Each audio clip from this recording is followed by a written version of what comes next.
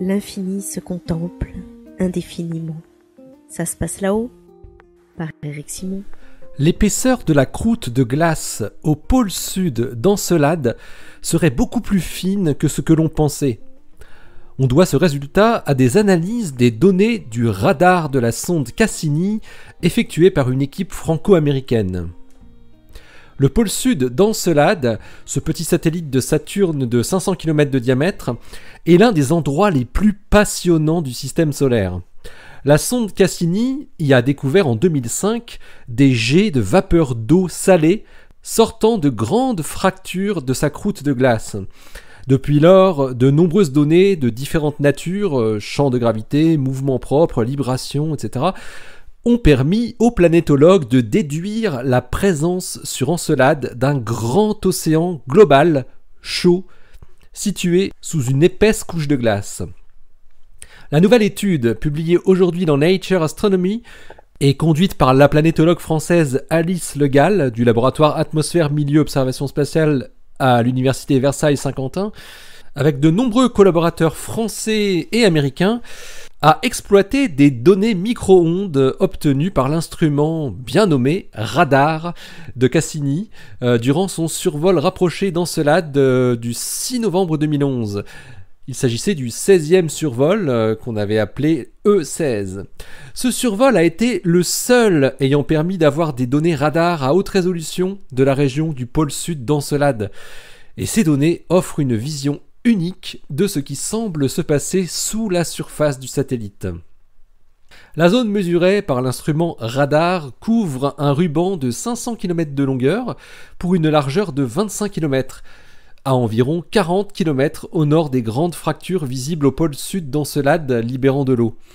Des contraintes opérationnelles n'ont hélas pas permis de pointer directement les fractures elles-mêmes. Les observations indiquent que les quelques mètres sous la surface glacée dans la région investiguée ont une température plus élevée que ce qui était attendu, entre 32 Kelvin et 60 Kelvin, soit jusqu'à 20 Kelvin plus chaud qu'attendu pour certains points. Elle montre ainsi que des anomalies thermiques existent bien au-delà des zones de fracturation d'où émergent les geysers, entre guillemets. Alice Le Gall et ses collègues déduisent la présence d'une source de chaleur interne à Encelade. Qui plus est, les anomalies thermiques détectées semblent localisées sur 3 fractures qui ressemblent aux fractures aqueuses, situées plus au sud, mais ne montrent, elles, pas de fuite d'eau. Les chercheurs estiment donc que la géologie d'Encelade est très dynamique. Le fait d'observer des fractures dormantes au-dessus de points chauds indique que la Lune saturnienne aurait pu connaître plusieurs épisodes actifs dans son histoire et dans différentes zones. L'analyse des anomalies thermiques détectées, aidée par des simulations de la structure d'Encelade, fait dire aux planétologues français et américains que c'est toute la région qui est plus chaude que prévu et que l'océan pourrait ainsi se trouver à seulement 2 km de la surface au niveau du pôle sud. Il est à noter qu'une étude parue l'année dernière avait déjà revu à la baisse l'épaisseur de la croûte de glace du pôle sud à 5 km au maximum. Les chercheurs pensent que la source de chaleur interne produisant l'échauffement observé est liée au cycle de marée subi par Encelade lors de son orbite excentrique autour de Saturne. Ces forces incessantes produiraient des compressions et des déformations de la croûte glacée, pouvant mener à des fractures et un échauffement des couches de subsurface. Et plus la croûte de glace est mince, plus ces effets seraient prononcés. Aucune nouvelle mission n'est hélas prévue dans un avenir à moyen terme pour poursuivre l'exploration d'Encelade. Il semble pourtant qu'il y a là un océan plus qu'intéressant pour l'exobiologie et qui semble se trouver finalement de plus en plus à portée de main.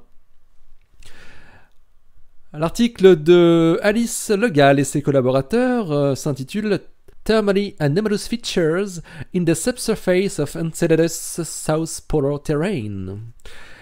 Il est à retrouver dans Nature Astronomy, volume 1, l'article numéro 63, en date du 13 mars 2017. Vous retrouvez le lien sur Ça se passe là-haut, comme d'habitude. Allez, restez bien à l'écoute sur le www.ça-se-passe-là-haut.fr. Ça se passe là-haut, le blog où l'univers de Encelade se contemplera toujours indéfiniment. Vous retrouvez cette émission sur PodCloud, ainsi que sur iTunes, ainsi que sur Stitcher et YouTube. D'ici la prochaine, portez-vous bien, restez bien les yeux vers le ciel et les pieds sur terre. Allez, salut!